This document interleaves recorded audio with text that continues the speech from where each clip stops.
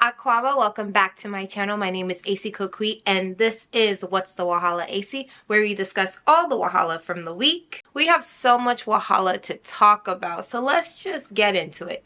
It is time for our big three. Cause we the big three, don't need a big speech. We made the biggest impact, check the spreadsheet. Starting off our big three, finally, Britney Griner has been released and is back in the USA. She was released last week in exchange for Russian arms Victor Bout. I'm just so glad that she is back home. I really hope. I know that they're probably going to put her in therapy, but just I hope that she is getting all the things that she needs in order to heal and just get better acclimated back into her real world after going through such a traumatic event. I already hear that she is playing basketball a little bit again, so I'm just hoping the best for her, and I'm so glad that she's back. Moving on to our next story, Akademiks versus yungmiami. So apparently, Diddy had another child that was born in October. The mother is said to be 28-year-old Dana Tran. And I just saw on Twitter a lot of people tweeting like, ooh, how does yungmiami feel? Like, you know, she's getting played, she's a side chick, all these things. Another person that had a lot to say about it was Akademiks. Akademiks tweeted, Diddy different, my N-word effed around and had a side baby on his harem of side chicks. Brother love, a real one. A city girl these days is just a low self-esteem chick, bruh. A city girl is a placeholder on a roster. Let's keep it a bean. Yungmiami is like Diddy's side chick, like one of them. He got about 8, 9. Okay, maybe I shouldn't call her a side chick because everybody, like, how she be a side if she the main. She on the roster. Yungmiami didn't like that, and she went off and said, I'm nobody's side B. Let's just make this clear on this good Monday. I don't come second to no B. She also said, Akademiks, my name ain't D. So keep it out of your mouth. You're the type of N-word my uncle doing life sentences for. Then they went back and forth some more. Akademiks said that she's having a meltdown. Yungmiami said, who's having a meltdown? And then Diddy said the next day, Yungmiami is not my side chick. Never has been, never will be. She's very important and special to me. I don't play about my shoddy wop. I don't discuss things on the internet, and I will not start today. So think what you want, but know that if you do something to hurt mine, I'm going to come to your house and we're going to talk about it like human beings. Love. What I think about this whole situation is yungmiami and Diddy, they have an open relationship. A lot of people today do not understand what an open relationship means. When you're in an open relationship, you're not cheating on the significant. You're not cheating on your person. You're open to them being with other people. That is an agreement between them, not between you and the entire world, but everybody else, because of just like what society usually is into is monogamy and just being with one other partner. And that is fine for the people that want that. But for the people that are in open relationships, they know what it is, and it is not cheating. It is not having side people. It is having a relationship with each person that you are with, however, in whatever capacity you want to have it with.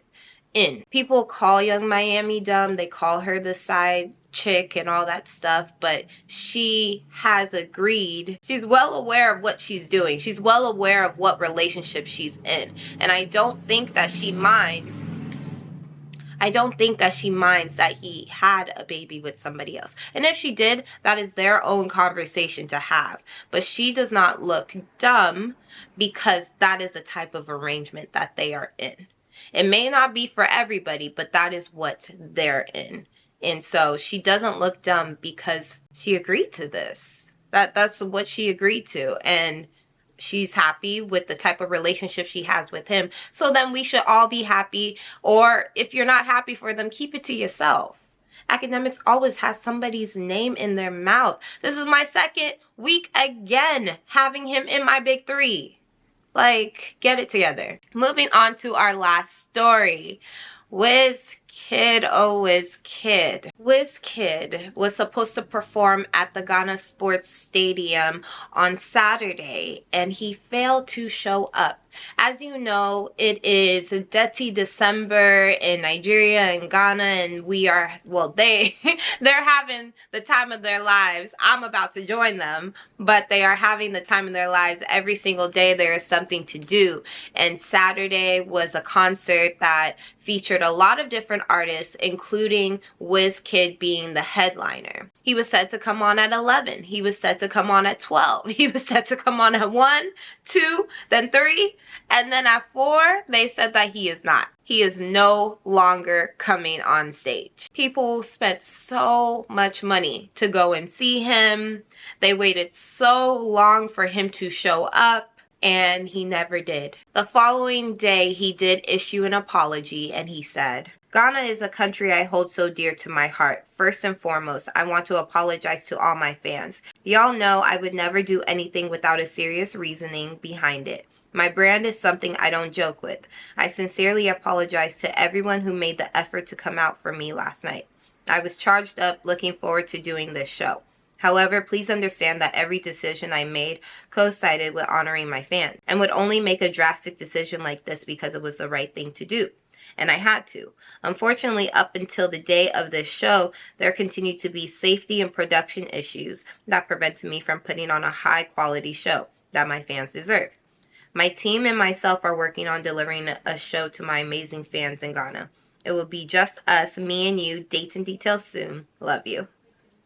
He really set a date with y'all. It's really hard when you, I don't know, like it's hard on both sides. Definitely, I feel like it's harder for the fans that took their time out to purchase your ticket and then to go and see you and wait that long and then get disappointed. Like, that's a lot on them.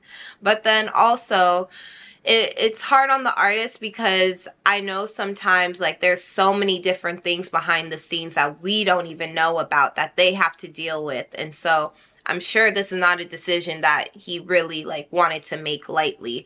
Yeah, it's so sad.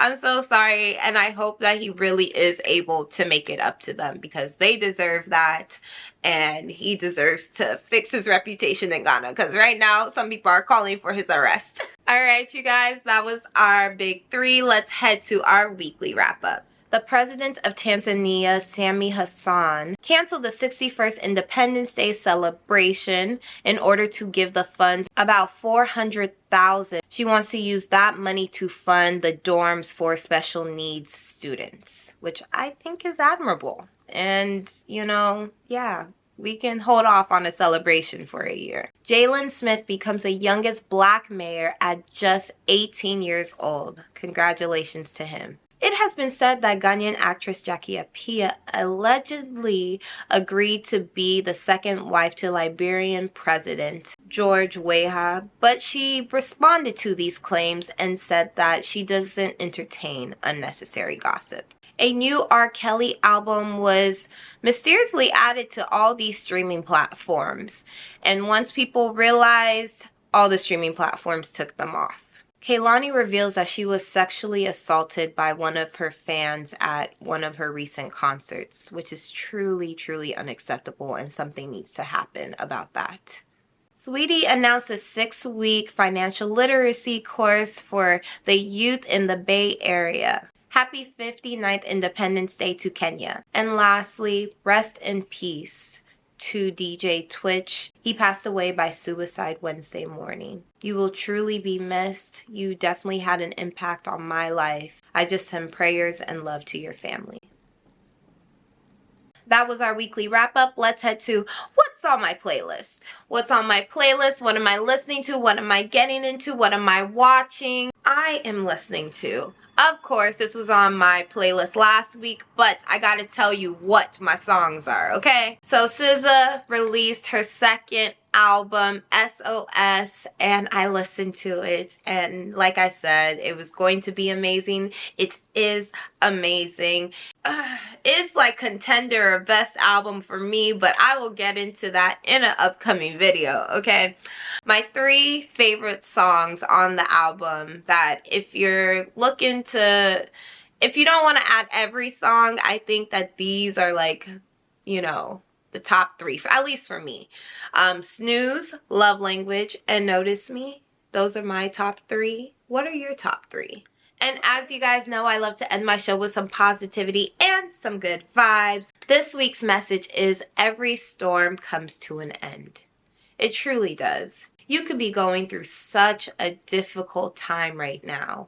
It feels like nothing is going right. You are not going to get out of this. You don't see yourself getting out of this. The pain hurts too much. But I'm here to tell you, it's going to be okay. You are going to come out of this. You're going to feel better again. And sometimes even better than how you originally felt. The situation is going to turn out for the best. That will help propel you into your future, into what you truly need to accomplish and be a part of. I'm going through a really big storm right now too. And that's the only way that I'm getting through this, is knowing that. Having that mindset that this isn't going to last forever. The rain has to stop. The thunder has to stop. The lightning has to stop eventually. And it will. And then the sun will come out. Alright, you guys, Medase Pan, thank you so much for watching What's the WHATSTHEWAHALAESI. We will be back next week, Thursday, for our last episode of the year. And then I will see you guys in the new year.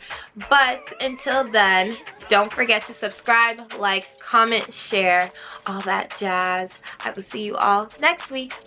Bye.